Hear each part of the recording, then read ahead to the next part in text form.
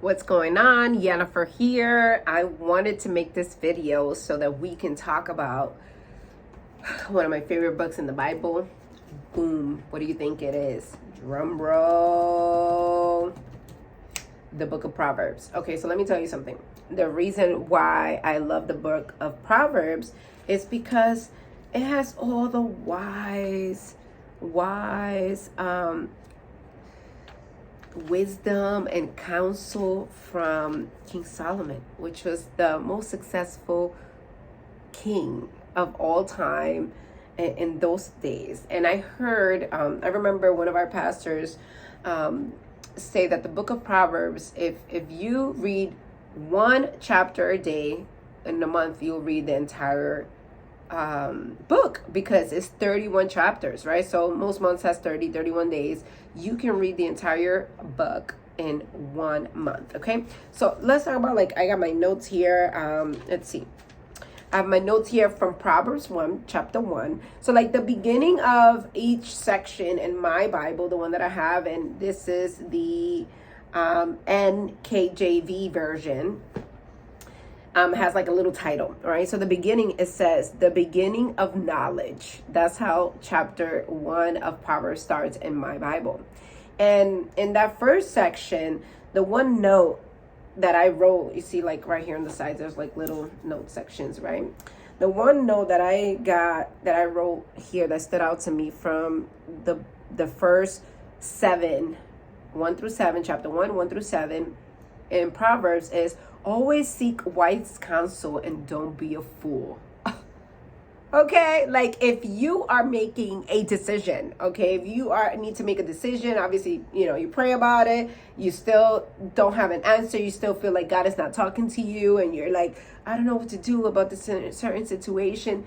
Always seek wise counsel. Don't be a fool, because the people that do not seek wise counsels are fools. Okay, so I have about 4 people in my inner circle that I consider wise counsel people. So who are these people? People that I look up to, people that have more experience than me, especially in that specific area where I'm trying to seek counsel in. Maybe some mentors, people that are older than me, people that are wiser because they're older, they've been through more experiences in life, right? Like those are the people that, I have like 4, less than 5 in my circle, that I know that I can call and say, hey, like, I am thinking about this. Like, what do you think? Like, give me your advice, your wise counsel, right? Always. If you are watching this and you are younger and you're like, I don't have like all these people that are like mentors or wise counsel. Your parents, if your parents are believers of the Lord and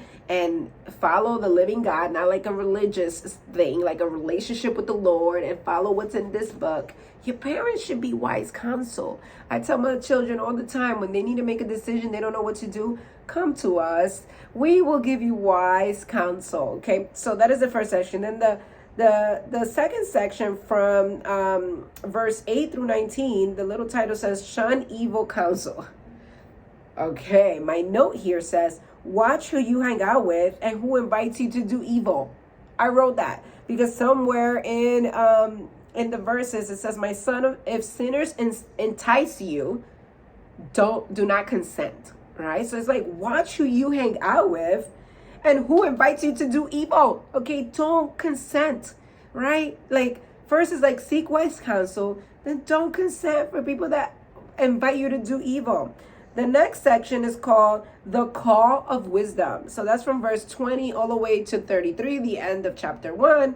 And I got 3 things that I wrote down here for this section of the chapter. Always seek knowledge and learning. Do not be a fool.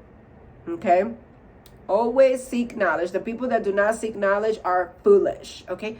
Don't be one of those people. Seek knowledge and don't be a fool. How do you seek knowledge? On the internet, trainings, mentors, school, whatever it is that you want to get better at. Seek knowledge and don't be a fool. Don't be like stagnant. Like, we're humans that we should always be learning. We're like always evolving and always getting better at whatever, whether it's at parenting, whether it's at, becoming a better person, whether it's like becoming better with my health, becoming better in business, becoming better in your career. It doesn't matter. Like, we when we are growing, that is when we feel alive, we feel momentum, right? So always seek knowledge and learning. Don't be a fool. We need to fear the Lord no matter what.